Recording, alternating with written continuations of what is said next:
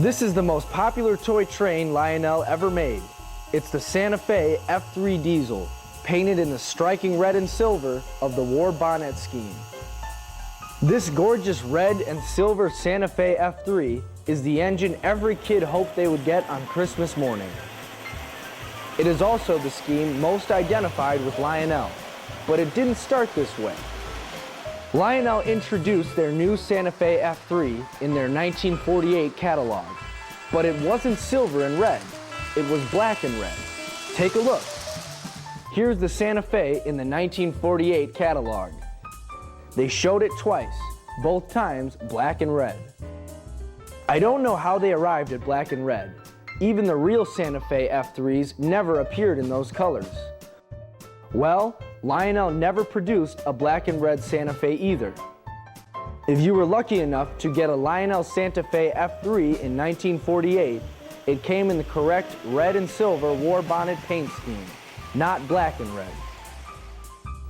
The next year, and in all the succeeding years Lionel offered the Santa Fe F3, it was always shown in the catalog in the correct red and silver war bonnet paint scheme. Let's play What If. What if Lionel did make a black and red Santa Fe F3? Here's what it would have looked like.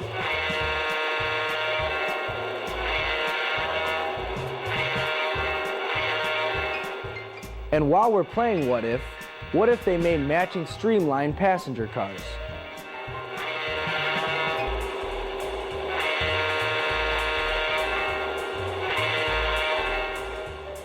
And what if they made freight cars too?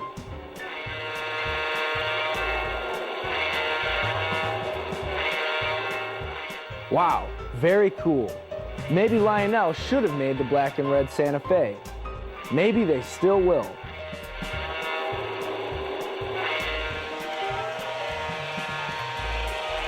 Speaking of the F3, Lionel has made the F3 in just about every road name you can think of.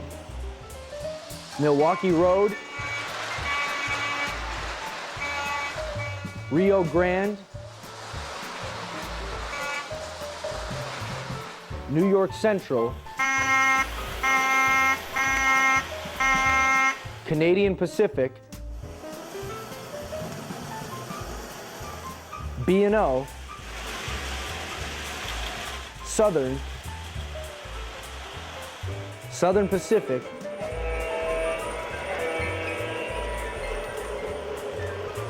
Texas Special,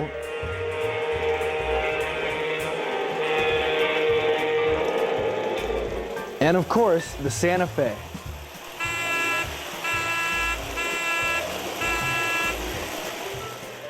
Oh, I almost forgot. Lionel also made a special Spirit of the Century F3 to celebrate their 100th anniversary.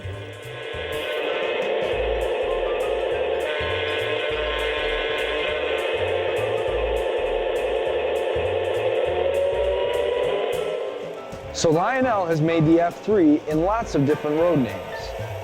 But here's a road name Lionel has never made. The Gulf, Mobile, and Ohio. Pretty cool looking, wouldn't you say?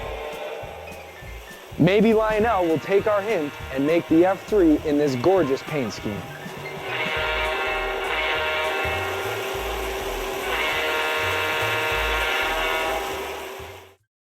In addition to the black and red Santa Fe, Lionel has cataloged other items in colors never produced. Pre-war and early post-war catalogs show the 154 flashing highway signal with a red base. It was never produced that way. Production models were usually black. Some rare pre-war versions came in a never cataloged orange. Here's what it would have looked like as cataloged with a red base. Early depictions of the 1045 Flagman show it with a green base. Production models always came with a red base.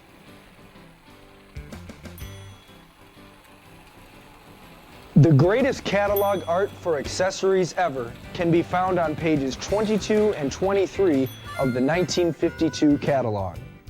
4 new operating accessories were unveiled. 2 of them were shown in colors never seen on production models. The 362 barrel loader is shown with a green base, red structure, and silver ramp. The actual model came with a gray base, brown structure, and yellow ramp. Here's what it would have looked like if it were released as depicted in the 1952 catalog.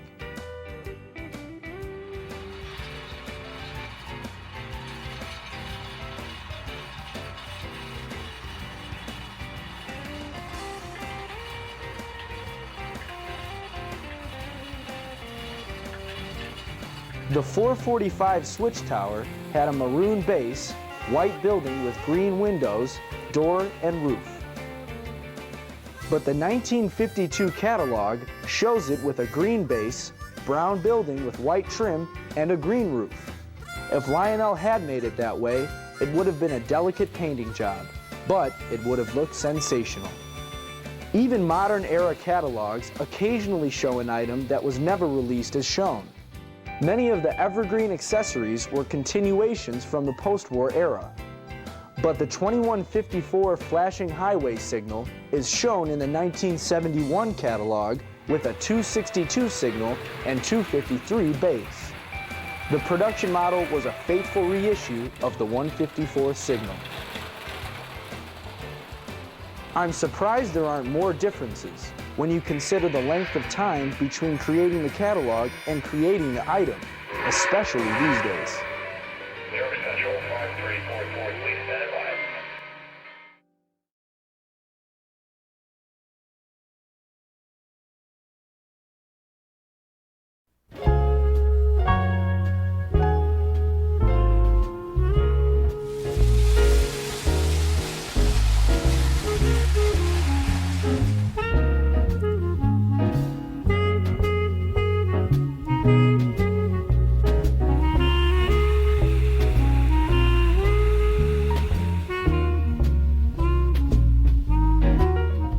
I got my first training when I was 5 years old.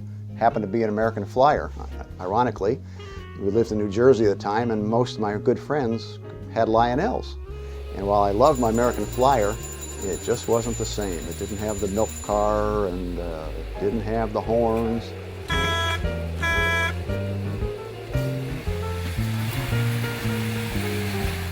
Well, I started actually in '75 collecting new trains, which would have been NPC, for about 5 years.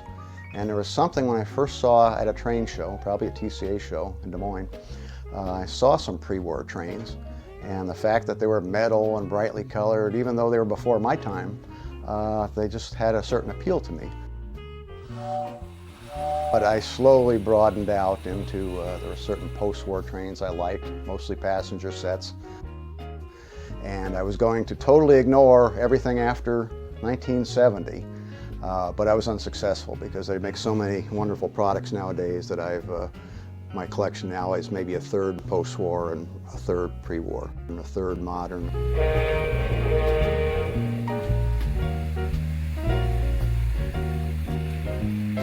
I have an affinity for the 800 and 2800 series freight cars, which were built in the late 20s and through the 1930s up to about 1941.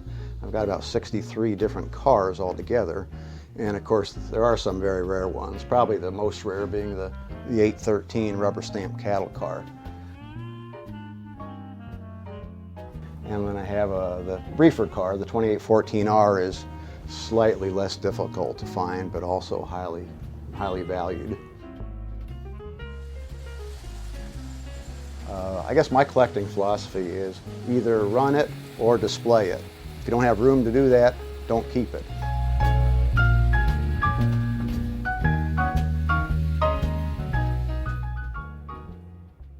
Well, you know, for a long time, when you're really in the collecting mode, there's an excitement of finding something and acquiring it. But I find that lasts for about a day or two.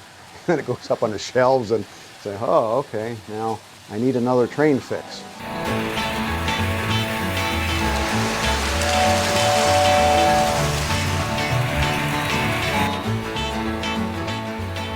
The real joy that I've realized more in recent years is actually operating the trains. This layout I built about 5 years ago. And I designed it specifically to make the operating pieces easily accessible to our grandchildren. And I really enjoy when they come to visit us about once a month, allowing them to push all the buttons and make the trains go. But over the years, like so many of us, I've run ads in newspapers and acquired trains in various conditions, repair or disrepair.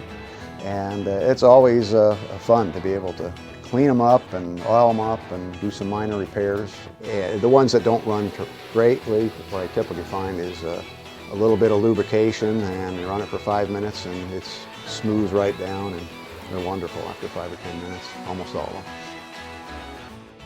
Well, as you can see, the space was somewhat limited. The room in our basement is only 16 by 21, and so I wanted to get as much as I could into that limited space. So the outside dimensions of layout are 14 by 19. It's up against the wall on two sides. But I also didn't want to be on the outside looking in, so to speak. So I cut out a 6 by 8 operating section in the center. And so the trains actually encircle the operator. I did add a second level, which provides, of course, a tunnel in for the trains to go under.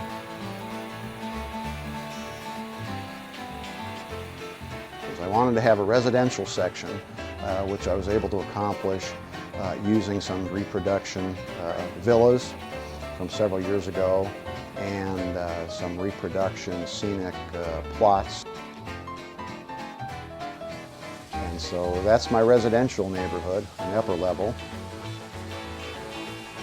And then down below I have a main street, which goes the width of the layout with accessories, operating accessories, and businesses.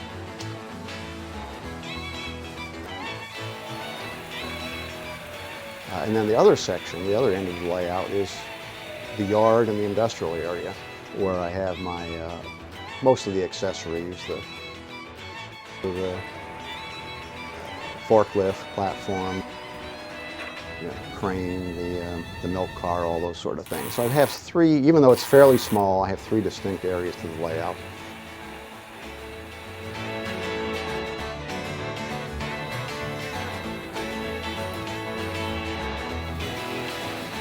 It accomplishes pretty much everything I want it to.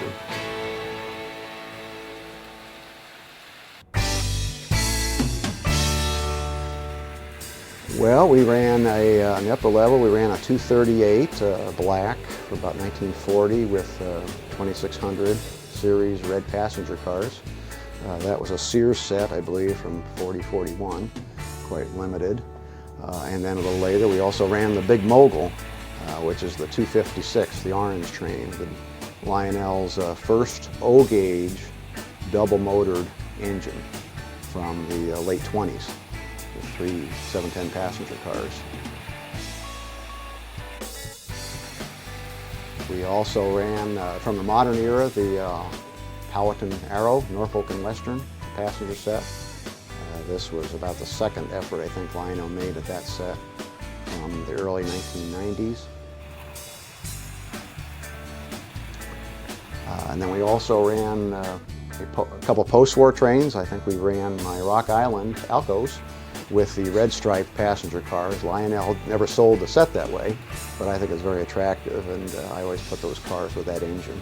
And I saw a diesel engine that looked just like those Alcos in the late 1960s. We also ran the anniversary set from Union Pacific, yellow or golden anniversary set from 1950.